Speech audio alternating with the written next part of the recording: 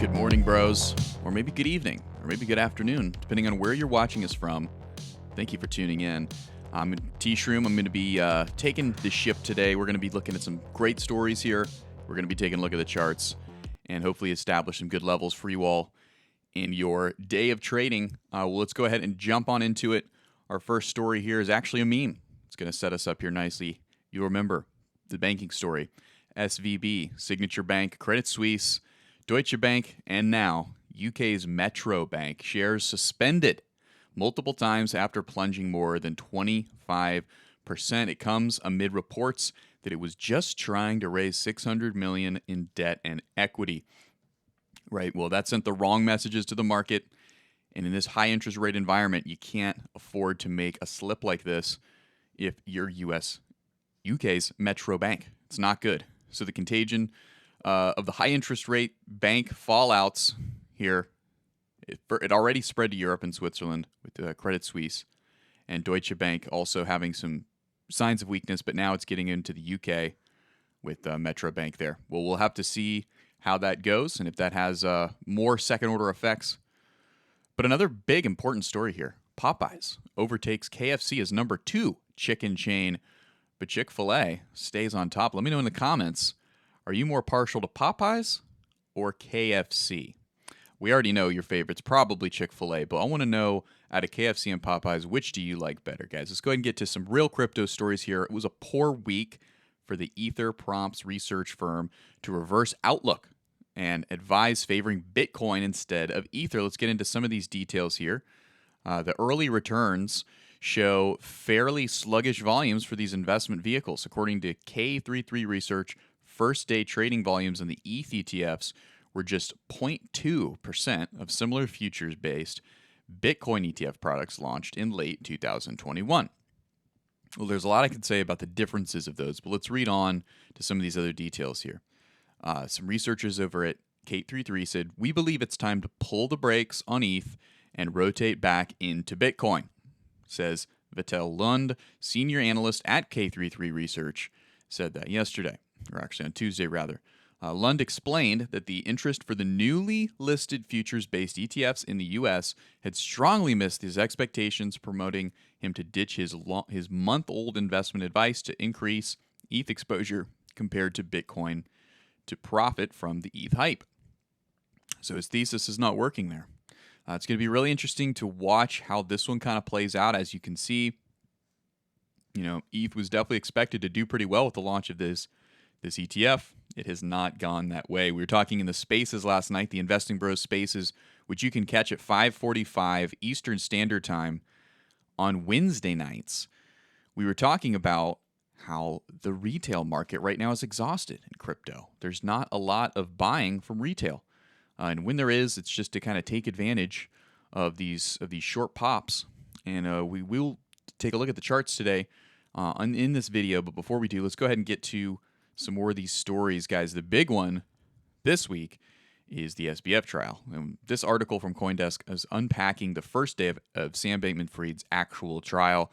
And there are a lot of details I want to bring to you guys. Now, before I do, though, why is this trial important, right? Because I only really care about things that move the price of crypto or develop the evolution of the future of currency. Those are the things I care about. That's why I'm in crypto. I'm here for the community as well. I love each and every one of you guys. But this is important because this is precedent setting, right? What SBF has done is the biggest no-no in the biggest new industry, right? And so we want to see how regulators treat this. We also want to see what the attorneys, the defense and the prosecuting, how they handle it. What are their arguments? What do they think is important? So let's take a look here. Mark Anthony Juilliard, a commodities trader who lives in London, said he only intended to spot trade cryptocurrency on FTX, which is to say buy and sell tokens like Bitcoin. Critically, he said he never agreed to loan his assets out. The finance professor said he avoided FTX's more lucrative margin lend feature because he wanted to have full control over his assets. When asked, do you ever consider the possibility that FTX was borrowing your money? Asked Assistant U.S. Attorney Kudla, a prosecuting attorney. Juilliard responded, no. Now pay attention to the profile here of these key witnesses. All right, these are folks who are out more than $100,000, I believe, was the parameters of what the prosecutors, the DOJ, were looking for. Anthony Juilliard, a commodities trader, okay, outside of the U.S. I don't know how much more important outside of the U.S. is versus the first party, commodity trader. He's familiar with buying and selling things, especially on the spot markets, perhaps on the futures markets as well. If you're in commodities, that's going to be par for the course using the paper markets there. And then the other one is a finance professor, right? So these folks, they're not just, this is not a baker, right, who is diversifying into crypto. These are people who understand and know markets, or at least they should, and probably they do, right, if they were selected at the end of the day. And one important thing to note is that the finance professor had opted not to use the margin lending tools. What does that mean? What does that mean if I'm the jury? He's conservative, right? This is a conservative individual who is looking to use a conservative tool in FTX, and probably wouldn't have signed up for a service that was borrowing his money, right? Okay. In their opening arguments, prosecutors cast Bankman-Fried as a calculating villain, I like that, who told few in his empire about his alleged illegal activity that they said ruined his company and ravaged investors. I really like that, calculating villain. That's a good profile to cast for the prosecutors there from the DOJ. Day one of witness testimony gave both sides a taste of Judge Lewis Kaplan's hold on the courtroom. The 78-year-old Clinton appointee cracked the rare joke and on occasion lightly tussled with trial teams for asking what he found to be leading or irrelevant questions. So, not giving either side an easy go of it is kind of what this sentence seems to be implying.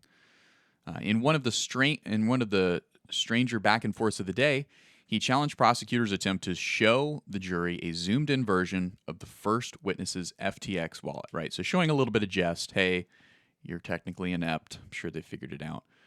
But that's kind of setting the scene of what it's like there, what the tone is, what the setting is there for this pretty big precedent-setting FTX trial. When the DOJ was showing various advertisements, he said, "Just so we're all complete, who's Tom Brady?"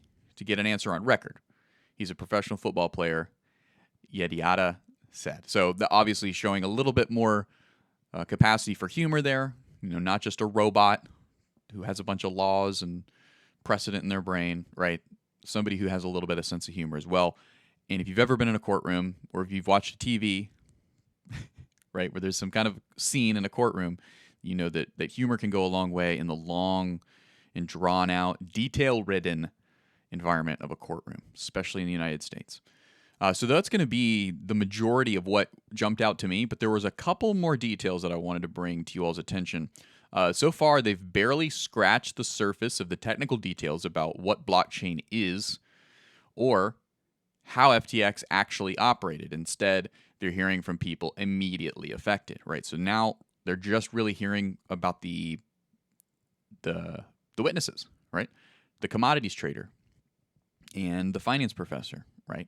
Both of which lost north of 100 grand in US dollars, right? So that's kind of where they are. There's more to come. The DOJ said in its opening argument that it intends to show that Bankman-Fried directed all of the activities that led to his company's failure. Wang, who is expected to discuss FTX software, including possibly the backdoor that allowed Alameda to borrow so heavily from FTX, may be the kicker at the end of the first week. So all of this can be kind of summarized into the phase that they're in right now, right, is trying to get the jury to understand the loss that has been incurred here. Look at these people who are pretty smart. They understand finance. They're not foreign to the idea of buying low, selling high. They know that there's risk to that. That was the risk they understood as smart finance people, right? And then the jury's thinking about that. Okay. That's not too hard to understand. People lose things. They don't feel good about that. And I can understand that, right? As just a layman jury person, doesn't know anything about crypto. Well, the next phase, as CoinDesk points out, is going to get a lot more technical, and the jury's going to be in for probably not such a fun time, right? To try to figure out what the heck blockchain is and what the heck SBF was doing with these people's money. That's going to be a lot harder for the jury to try to sort out. But it is smart, and I don't know if they did this intentionally, if they had the latitude to do this intentionally, but it is smart for the prosecutors to hit on those human emotions first, right? Rather than come in with all the calculated, this is what blockchain is, this is what margin trading is, all of that, right? Trying to put them to sleep. If you do it that way, it's much better to say, hey, here's a guy, he's really smart, he lost a bunch of money. There must be something wrong going on here, right? Well, speaking of something wrong going on here, let's take a look at the charts here really quickly, guys. I'm not going to spend too much time here. We're going to be getting a lot more in depth in our afternoon show at 3 p.m. Eastern Standard Time. It's a live show. You can call out the tickers you want us to take a look at, and we will, more than likely if we have time. But as you can see here on the Bitcoin chart, we're still seeing some bullish movement. I'm on the 45-minute chart, which is not the most helpful chart to let me at least get on the 1 hour chart. I did have a couple of things I wanted to point out, which is that 28,000 still looks like it may be in view. A bounce up to 28,000 off of this higher low could put us up above 28,000. Could penetrate up on through there. Now there's a decent amount of resistance here also at 27,800, I believe. That may give us pause. And then, of course, right here where we wicked and stopped, got rejected, right? Just on October 4th, not too long ago at all, yesterday, right? Well, you can see that there's going to be some resistance there as well. And that is at 27.9. I'm sorry. Yes, 27.89. Right. So there's actually been a misprint here. That's why I'm confused. This is too high. So that's okay. Like I said, guys, we're just trying to do a little bit of rough analysis here. I'll just go ahead and take this one off. So ultimately, though, as you can see here, there's definitely still a decent amount of bullish momentum. You can see down here on the Prime Oscillator Pro, you can see that bouncing off of this zero line yet again. That's bullish, guys. That's bullish. We did it here, and now we're doing it again. You know, as of right now, I have to say, I expect Bitcoin to go higher, not lower from here over the next 24 hours. But that could easily change. You know, that could absolutely easily change. Well, we had an Alex O crypto in our Discord yesterday, which you can find in the link of this here video. There's a link to it in the description of this video, and he left all of these levels here. So I thought I'd let you all, if you wanted to, take a screenshot of all these levels. These are levels that Alex O Crypto left for us in the Discord for the Investing Bros, of which you can get the link to the free Discord for the Investing Bros here in the description of this video.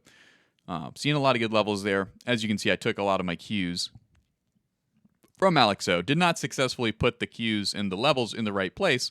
But I did manage to get 28,000 in the right place there. So, yes, hold your applause. All right, guys. Well, that's going to do it for us today. That is going to be our video. Make sure that you tune in at 3 p.m. this afternoon. We go live 3 p.m. every single weekday, Monday through Friday, 3 p.m. Eastern Standard Time. We hope to see you there. Have a great rest of your day.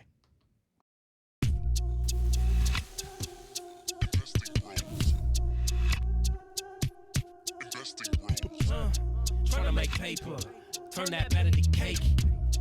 Money like Lego, connect the dots, stack bank. We are investing bros.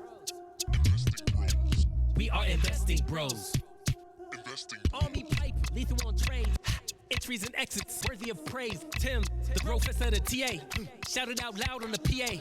T-Shrooms News got the word. Doing better than what he deserves. Beamer, leave no evidence. Soon fly coop with his dividend. Trying to make paper, turn that better to cake. Money like Lego, connect the dots, stack bank. We are investing bros. We are investing bros.